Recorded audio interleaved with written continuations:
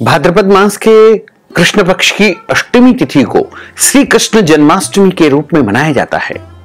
इस बार जन्माष्टमी को लेकर के थोड़ी सी कंफ्यूजन की स्थिति है, क्योंकि कई पंचांगों में 15 अगस्त को जन्माष्टमी बताई है और कई पंचांगों में 16 अगस्त को जन्माष्टमी बताई है, लेकिन उदया तिथि के अनुसार 16 अगस्त 2025 शनिवार के दिन ही जन्माष्टमी रहेगी। स्मार्त संप्रदाय के लिए 15 अगस्त 2025 शुक्रवार को श्री कृष्ण जन्माष्टमी बताई गई है। वहीं वैष्णव संप्रदाय के सभी पंचांगों में तथा मथुरा वृंदावन श्री नाथद्वारा में 16 अगस्त 2025 शनिवार को श्री कृष्ण जन्माष्टमी का महापर्व मनाया जाएगा। भगवान श्री कृष्ण का प्रागट्य आज से ठीक 5252 साल पहले द्वापर युग में भाद्रपद मास के कृष्ण पक्ष की अष्टमी तिथि बुधवार रोहिणी नक्षत्र में, जब चंद्रमा अपनी उच्च राशि वृषभ में विराजित थे, ऐसे शुभ समय में मध्यरात्रि ठीक 12 बजे मथुरा में इनका प्रागट्य हुआ था। इस बार भगवान श्री कृष्ण का अवतरण दिवस जन्मोत्सव श्री कृष्ण जन्माष्टमी कुछ पंचांगों में 15 अगस्त 2025 शुक्रवार को है और अधिकतम पंचांगों में 16 अगस्त 2025 शनिवार को बताई है। इस प्रकार श्री कृष्ण जन्माष्टमी का जो महापर्व है वो शास्त्रों के अनुसार सूर्योदय व्यापिनी जो अष्टमी तिथि होती है वही बताया गया है। सनातन धर्म के व्रत पर्वों के निर्णय हेतु सर्वमान्य जो ग्रंथ है जिसका नाम है धर्म सिंधु, उसके पृष्ठ क्रमांक 12 एवं 13 तथा निर्णय सिंधु के पेज क्रमांक 63 में स्पष्ट रूप से लिखा हुआ है कि उदय व्यापिनी ग्राह्या, यानी जन्माष्टमी को उदय व्यापिनी ही लेना चाहिए। बनारस में 1987 में तिथि विवाद पर एक निर्णय हुआ था, उसके आधार पर व्रत समय और तिथि का निर्धारण किया जाता है। उसी निर्धारण गणित के अनुसार श्री कृष्ण जन्माष्टमी सूर्योदय में अष्टमी तिथि 16 अगस्त 2025 शनिवार के दिन ही रहेगी।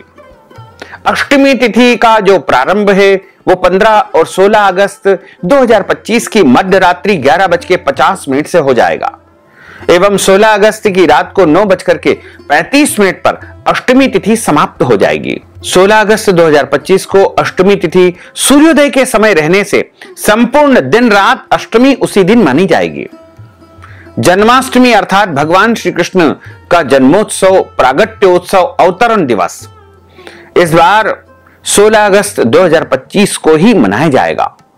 पौराणिक धर्म ग्रंथों के अनुसार भगवान श्री हरि विष्णु ने पृथ्वी को पापियों से मुक्त करने हेतु भगवान श्री कृष्ण के रूप में अवतार लिया था। भाद्रपद माह के कृष्ण पक्ष की अष्टमी तिथि मध्यरात्रि को रोहिणी नक्षत्र मथुरा नगरी में देवकी और वसुदेव के पुत्र के रूप में भगवान का प्रागट्य हुआ था। जन्माष्टमी को स्मार्त और वैष्णव संप्रदाय के लोग अपने अलग अलग मत अनुसार मनाते हैं। श्रीमद् भागवत को प्रमाण मान करके स्मार्त संप्रदाय के मानने वाले लोग चंद्रोदय व्यापिनी अष्टमी और रोहिणी नक्षत्र में जन्माष्टमी मनाते हैं तथा वैष्णव संप्रदाय को मानने वाले उदय काल व्यापिनी अष्टमी एवं उदय काल रोहिणी नक्षत्र को जन्माष्टमी का त्योहार मनाते हैं। इस दिन भगवान श्री कृष्ण के निमित्त पूरे दिन व्रत रखा जाता है। इस दिन अन्न का सेवन नहीं किया जाता है। जिस प्रकार हम एकादशी का व्रत करते हैं, 11 का व्रत रखते हैं, उसी प्रकार जन्माष्टमी का भी व्रत रखा जाता है तथा विशेष पूजन अर्चन संपन्न किया जाता है। धर्म ग्रंथों और पुराणों में बताया हुआ है कि जो मनुष्य जन्माष्टमी का व्रत रखता है उसके जीवन की सारी मनोकामनाएं पूर्ण हो जाती है।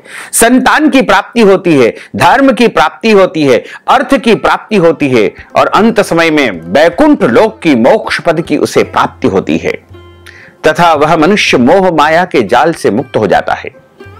यदि यह व्रत किसी विशेष कामना के लिए किया जाए तो वह कामना भी पूर्ण हो जाती है। जो भक्त वैष्णव संप्रदाय के अनुयायी, उनको जन्माष्टमी का जो निर्णय है वो सूर्योदय व्यापिनी से ही करना चाहिए। एकादशी का जो व्रत किया जाता है उसी प्रकार सूर्योदय व्यापिनी जो जन्माष्टमी है वो सबसे श्रेष्ठ मानी गई है। कभी भी सप्तमी युक्त जो अष्टमी है उसका व्रत बिल्कुल नहीं करना चाहिए। हमेशा नवमी से जो युक्त होती है अष्टमी, उसका व्रत सबसे श्रेष्ठ माना जाता है, क्योंकि सप्तमी जो होती है वो अष्टमी को प्रदूषित कर देती है। तो ऐसी जन्माष्टमी का व्रत कभी भी नहीं करना चाहिए। सप्तमी युक्त अष्टमी अशुद्ध मानी गई है, लेकिन नवमी युक्त जो अष्टमी होती है वह सबसे श्रेष्ठ मानी जाती है। जन्माष्टमी का दिन तय करने के लिए स्मार्त संप्रदाय द्वारा अनुगमन किए जाने वाले नियम अधिक जटिल होते हैं। इन नियमों में निश्चित काल जो कि अर्धरात्रि का समय है उसको प्राथमिकता दी जाती है। जिस दिन अष्टमी तिथि निश्चित काल में व्याप्त होती है उस दिन को प्राथमिकता दी जाती है। इन नियमों में रोहिणी नक्षत्र को सम्मिलित करने के लिए कुछ और नियम जोड़े जाते हैं। जन्माष्टमी के दिन का अंतिम निर्धारण निश्चित काल के समय अष्टमी तिथि और रोहिणी नक्षत्र के शुभ संयोजन के आधार पर किया जाता है। और जन्माष्टमी जो होती है वह नवमी से युक्त यदि है तो वह सबसे श्रेष्ठ मानी जाएगी।